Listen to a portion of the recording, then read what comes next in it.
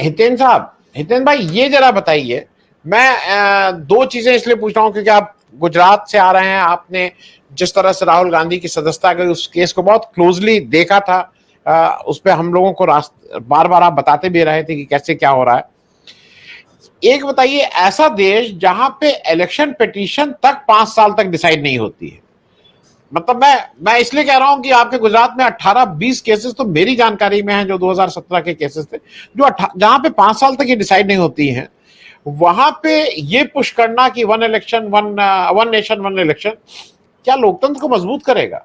मैं थोड़ा इस पे लार्जर अब बहस को थोड़ा लार्ज कर दूं कि जहां इलेक्शन पिटीशन डिसाइड नहीं होती हैं, जहां पे 5-5 साल से ज्यादा लग जाते हैं, वहां पे वन नेशन वन इलेक्शन कितना मजबूत करेगा लोकतंत्र को? आपकी टिप्पणी इस पे।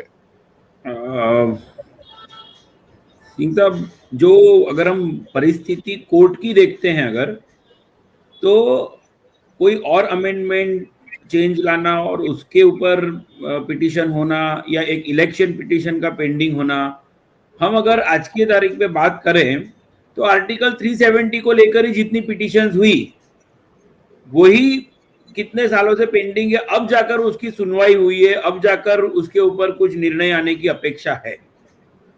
तो एक बार मामला जब कोर्ट में पहुंच जाता है वो तो इलेक्शन पिटीशन होने के वक्त ही पता तो चल ही जाता है कि 5 साल का हमारा टर्म है, अगर जैसे तैसे करके भी 2-3 साल 4 साल खींच लिया अगर इसको, तो बाकी का पीरियड तो हम अपील करने में या चैलेंज करने में किसी ना किसी तरह से उसको और निकाल लेंगे।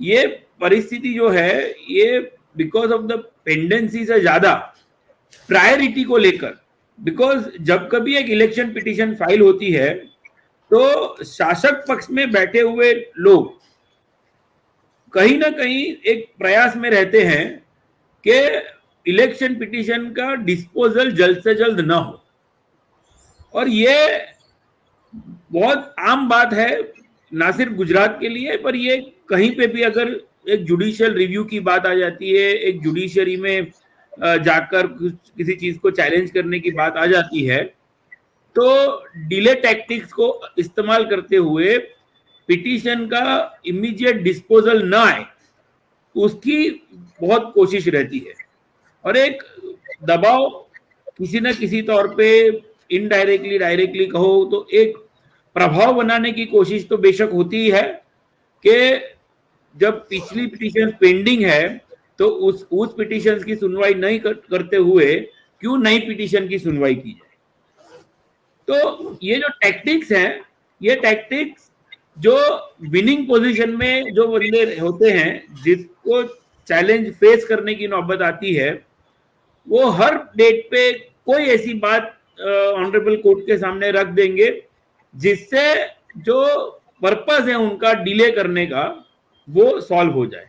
अब अगर हम बात करते हैं अमेंडमेंट्स की, तो आप देखिए सर, हमारी कोई भी पिटीशन, चाहे वो अपोजिशन की हो, रूलिंग पार्टी की हो, किसी की भी हो, जो पिटीशंस पॉलिटिकल एजेंडास को या पॉलिटिकली मोटिवेटेड लोगों के मुद्दों को लेकर होगी, वैसी कोई भी पिटीशन को अर्लीस्ट डिस्पोजल के लिए कोई प्रावधान करने की बात नहीं आएगी।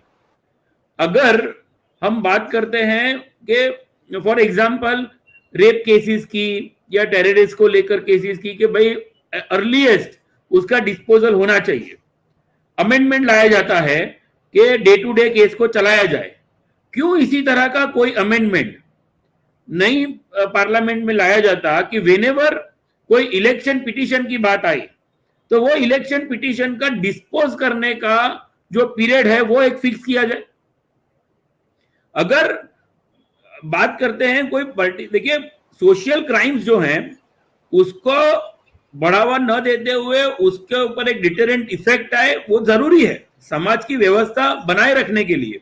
लेकिन इसी समाज को चलाने वाले लोग अगर गलत तरीके से चुनाव जीतकर अगर वो पहुंच रहे हैं और उसी को चैलेंज किया जा रहा है, तो हम क्या एक्सपेक्ट कर रहे हैं कि बहुत जरूरी है अगर एक एमएलए एमपी या मैं कहूंगा कि नॉर्मल जो नगर पालिका का भी जो नॉर्मल इलेक्शन होता है, अगर उसमें भी कोई चैलेंज की बात आ रही है तो it has to be disposed at the earliest.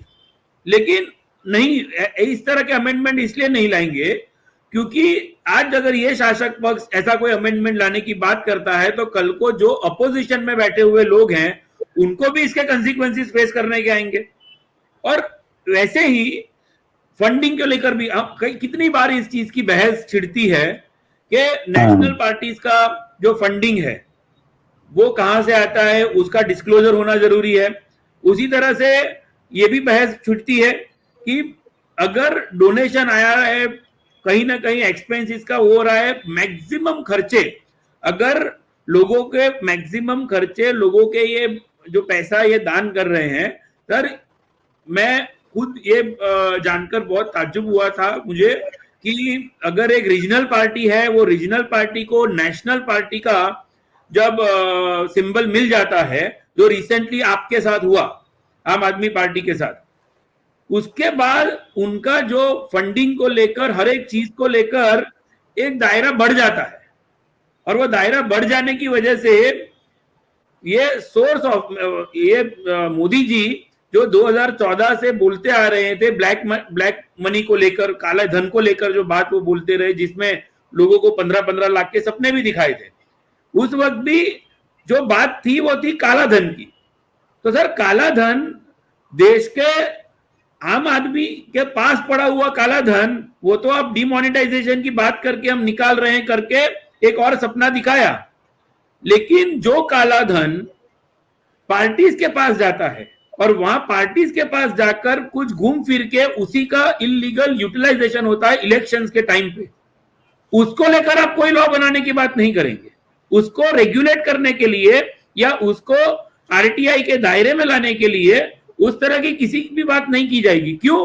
क्योंकि आज रूलिंग पार्टी की बात है और आने वाले दिनों में यही चीज इफेक्ट करेगी अपोजिशन में बैठे हुए लोगों को भी। तो कहीं ना कहीं देश को गुमराह करने की जो परिस्थिति है, जो 2014 से चली आ रही है, और जहां कोई ऐसी बात हो जाए कि आपका गला कसा जा रहा है, आप एक नया मुद्दा खड़ा कर दो, एक नई बात छेड़ दो, जिससे ओरिजिनल मुद्दा डेविएट हो जाएगा।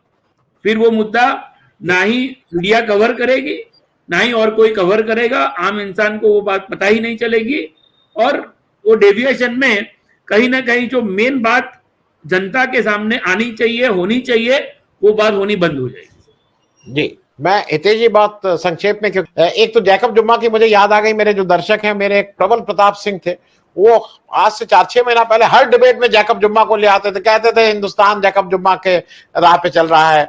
जैसे अब मेरे वो जो दिनेश वोरा साहब है, वो कहते हैं कि नहीं नहीं, वो किम साहब को अब हम लोग फॉलो कर रहे हैं, हम लोग हिटलर को नहीं, हम लोग वो नॉर्थ कोरिया के किम साहब हम लोगों के रोल मॉडल हो गए हैं। वो एक जैकब जुम्मा का मेरे दर्शकों को बहुत याद है। खैर, पुतिन भी हो सकते हैं, पुतिन भी हो सकते हैं। मैं एक चीज पूछूंगा हितेश जी, ये जो डबल इंजन, एक तरफ सरकार कहती है और प्रधानमंत्री कहते हैं कि अगर डबल इंजन सरकार होगी तभी ग्रोथ होगी, तो आप तो बेसिक लोकतंत्र की बेसिक इकाई जो फेडरलिज्म है उसी पे आप चोट कर रहे हैं। अब एक वन नेशन वन इलेक्शन की बात हो रही है, एक तरफ आपके पास क्या इतने, मैं बहुत एक पॉलिटिकल क्वेश्चन पूछ रहा हूं, क्या बीजेपी के पास इतने नेता हैं कि अगर उनके पास सारी स्टेट में सरकार आज बन जाए, 28 स्टेट में, do they have the talent for 28 states? उनकी कैबिनेट आज नहीं बन पा रही है भाई। आज जो देश में कैबिनेट बनी है, ये सबको पता है कि वहां पे वो लोग नहीं है जो इसको ठीक से मैनेज करें। उनके पास वो पॉलिटिकल उसकी कैपिटल की कमी है उनके पास। मैं इस पे जरा आपसे पूछना चाहूंगा कि, और मैं एक चीज और दर्शकों को बता दूं, जो कॉन्स्टिट्यूशन ऑफ द कमिटी है, कोविंद जी उसके अध्यक्ष हैं, जो 2 विधानसभा का इलेक्शन हारे हैं, ये उनका टोटल इलेक्शन का एक्सपीरियंस है। राज्यसभा में 2 बार हुए हैं जो नॉमिनेशन होता है। अमित शाह साहब है, गुलाम नबी आजाद साहब है, इन लोग विधानसभा और वो जीते हैं। सुभाष चंद्रा जी हैं, बहुत बड़े कानूनी के एक्सपर्ट। अब एक हरीश साल्वे साहब हैं, लंदन रहते हैं, हिंदुस्तान में नहीं रहते हैं, लंदन से करते हैं, और हिंदुस्तान में कैसे लोकतंत्र चलेगा ये बताएंगे। एनके सिंह साहब हैं, एनके सिंह साहब भाई मतलब जीवन, अब वो तो भारतीय जनता पार्टी के सदस्य भी हैं, उनका दूर दूर तक इलेक्शन से कोई मतलब नहीं। संजय कोठारी साहब हैं, सीवीसी रहे हैं, कोई मतलब नहीं। तो ये मैंने इसलिए बता दिया था, लोगों को ये भी पता लग जाए। थ्योरी में वन नेशन वन इलेक्शन बहुत अच्छा है, पर क्या मैं सिर्फ ये पूछ रहा हूं, बीजेपी के पास इतने नेता हैं कि अगर बीजेपी की ही सब जगह सरकार हो जाए तो वो क्या गुड गवर्नेंस दे पाएंगे? मैं हितेश जी आपसे ये पूछ रहा हूं। सिंह साहब, ये जो डबल इंजन वाला सरकार का जो कॉन्सेप्ट अभी पिछले इलेक्शन में ये लेकर आए, मैं और किसी, क्योंकि गुजरात से हूं, गुजरात में जो कुछ हो रहा है उसको देखकर ही मैं एक बात आगे रखना चाहूंगा। दो केसेस, दो इंस्टेंसेस जो गुजरात में हुए हैं पिछले दिनों। जनवरी में एक पेपर लीक कांड हुआ। सर, पेपर लीक कांड वो एक ऐसा केस कि जिसमें जूनियर असिस्टेंट की एग्जाम देने के लिए 10 लाख से ज्यादा पेपर छापने का कॉन्ट्रैक्ट किसी को दिया गया गुजरात सरकार की तरफ से। अब वो कॉन्ट्रैक्ट जो दिया गया था वो था 45 रुपए पर पेपर के हिसाब से कॉन्ट्रैक्ट था, और वो पेपर छपने के लिए जाता है Telangana against the contract. Contract में आप सबलेट कर सकते हो, ऐसा कहीं जिक्र नहीं था। और फिर मुझे ताज्जुब हुआ, क्योंकि दैट केस मुझे ताज्जुब हुआ पेपर्स पढ़कर, इन्वेस्टिगेशन के एटीएस ने ये रेड की थी और करीब करीब 50 लोगों को इसमें अरेस्ट किया गया। बहुत, मतलब गुजरात में बहुत हुआ हुई, पूरा एग्जाम कैंसिल करना पड़ा। पेपर छपने थे 10,32,000, उसकी जगह पेपर छापे गए 10,38,000, कुछ 6-7 हजार कुछ ज्यादा पेपर छापे गए। छपे हैं पेपर तेलंगाना में, तेलंगाना की कंपनी को कॉन्ट्रैक्ट नहीं मिला है, और तेलंगाना से पेपर लीक होता है और बिकने के लिए गुजरात पहुंचता है। और सर, ताज्जुब की बात यह है कि 45 रुपए का जो कॉन्ट्रैक्ट दिया गया था पेपर छापने का, वो पेपर 7.5 रुपए में तेलंगाना की कंपनी को छापने के लिए मिला है। 7.5 रुपीज। सर, ये डबल इंजन। उसके बाद सर, ये चीजें ना लोगों के सामने नहीं आती है कभी, ये चीजें लोगों को पता नहीं चल रही है कि गुजरात में और सेंटर में मोदी जी है, यहां पे भी मोदी जी का ही रूल चल रहा है। भले हमारे सीएम जो भी हो, पर कंट्रोल पावर तो दोनों अमित जी के पास और मोदी जी के पास ही है गुजरात का। मैं क्यों किसी और राज्य के लिए कहूं, मैं ये चीज अपने ही राज्य में देख रहा हूं कि ये हो क्या रहा है।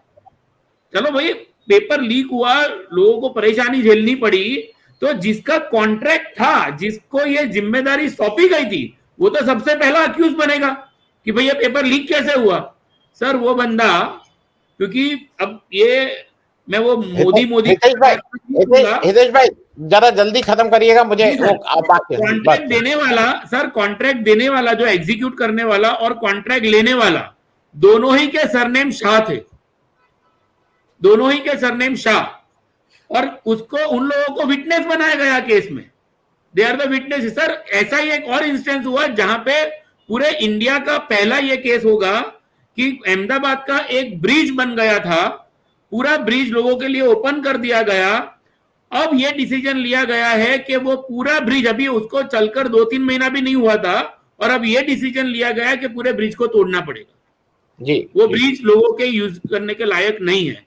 सर, ये क्या हो रहा है? ये अल्टीमेटली लोगों का पैसा, लोगों के पैसे को इस तरह से घुमाया जाना, और फिर अल्टीमेटली हम दिखा क्या रहे हैं कि हम डबल इंजन चलाकर। सर, अगर एक ही, ये जैसे अभी वसीम साहब ने कहा, बहुत सही बात है ये, अगर इन्होंने 77% वो रिसर्च के हिसाब से कहा, लेकिन अगर आप एक ही बार इलेक्शन करवा रहे हैं, तो जो माइंडसेट के साथ मैं वोट देने जाऊंगा, तो मैं, अगर आप नगर पालिका भी साथ में करवा लीजिए कि नगर पालिका हो गया, एमएलए का हो गया और एमपी का हो गया, तो मैं ये तो नहीं देखूंगा ना फिर कि मैं एक में वोट आपको दे दूं, एक में कांग्रेस को दे दूं और एक में बीजेपी को दे दूं। मैं एक माइंडसेट से जाऊंगा कि भाई जिसने सबसे ज्यादा एडवर्टाइजमेंट किया है, जिसने ज्यादा अच्छी तरह से लोगों का मन जीतने का प्रयास किया है, जितने ज्यादा पोस्टर्स लगे हैं, तो मैं उसी को जाकर वोट दे दूंगा। It will be collapsing the democracy. Sir, democracy जैसा कुछ नहीं रहेगा, and we will be leading towards a very dangerous situation. Ji